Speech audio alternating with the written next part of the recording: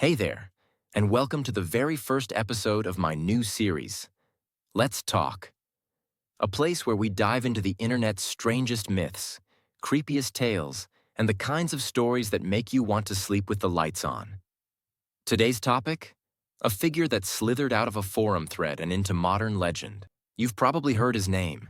He's tall, he's silent, and he has no face. Let's talk about Slender Man. At first glance, he seems simple. A thin humanoid figure in a black suit, pale skin, no facial features, and limbs that stretch beyond human proportions. He's most often seen lurking in forests or the backgrounds of blurry, distorted photos. He doesn't speak. He doesn't chase. He just appears, watching. But here's the twist. This boogeyman isn't from ancient legends or horror movies. Slender Man was born online. It all started in 2009 on a site called Something Awful. A user named Eric Knudsen, aka Victor Surge, posted two creepy photoshopped images of children playing. In the background stood a tall, faceless man in a suit. The captions hinted at something sinister, and the internet took it from there. Users began adding details, creepy backstories, diary entries, and even fake news articles. Slender Man quickly evolved into a shared myth, one that no single person controlled.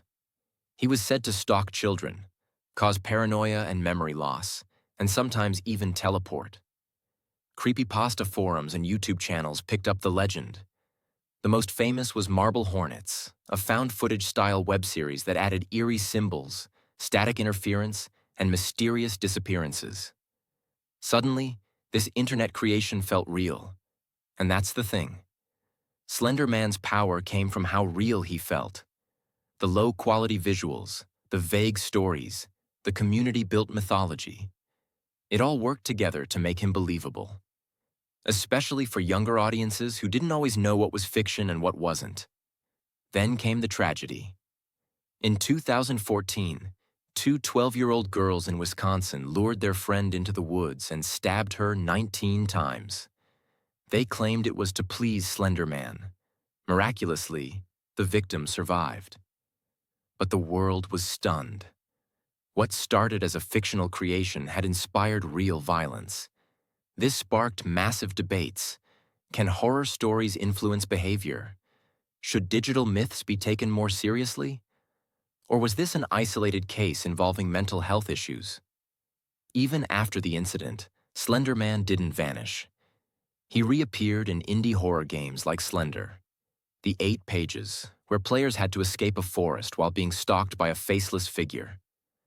The simplicity made it terrifying.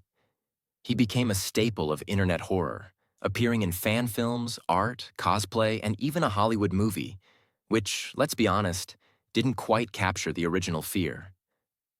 Fans still prefer the raw, fan-made content, the blurry photos, the vague posts, the "I think I saw him" Reddit threads. Because Slender Man is most effective when he's not fully explained. He thrives in the shadows, in the spaces between truth and fiction. He represents the fear of the unknown. And that kind of fear never really goes away. He's not just a character. He's a digital ghost story, a collective nightmare. So the next time you're scrolling at night and you feel like something's behind you, maybe it's just your imagination. Or maybe the myth still lives. Thanks for joining me on this episode of Let's Talk. If you enjoyed it, hit follow and stay tuned for more strange and unsettling stories from the corners of the internet. Until next time, stay safe, stay curious, and maybe don't wander too far into the woods.